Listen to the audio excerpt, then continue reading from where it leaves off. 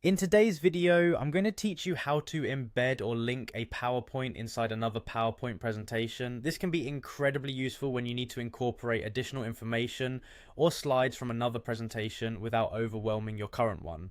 So let's get started. First things first, you'll want to open PowerPoint on your computer. Make sure you have both the presentation that you're working on and the one you want to embed or link to, ideally saved in accessible locations.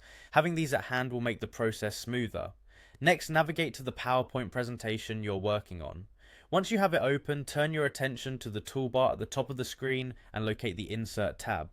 This is where we'll begin embedding or linking the other presentation. Click on the Insert tab and you'll see a menu with various options. What we're interested in here is the Object option. Click on Objects to open a new dialog box that offers different options for how you can incorporate various content types.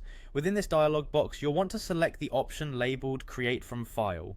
By choosing Create from File, you'll be embedding or linking an existing PowerPoint file into your current presentation rather than creating something new from scratch. Now you'll need to click on the Browse button. This button allows you to navigate through your computer's files to find the specific PowerPoint presentation you want to include.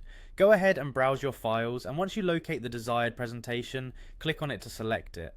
Before finalizing, you'll notice there's a checkbox option that says Display as Icon.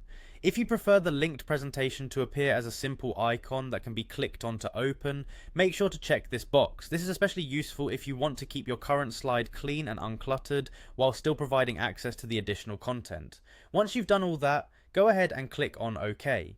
This action embeds or links the selected PowerPoint file into your current presentation exactly how you specified. You should now see the new presentation either as an icon on your slide or embedded fully, depending on the options you chose. And there you have it. By following these straightforward steps, you've successfully embedded or linked another PowerPoint presentation within your existing one. Whether it shows up as an icon or a full slide within your current presentation, you're now capable of creating a seamless transition between different sets of slides. This method can be a game changer, enabling you to curate and present comprehensive information without excessive slide buildup. Thanks for watching, and I hope you found this tutorial helpful. Don't forget to like and subscribe for more tips and tricks on mastering your presentation tools.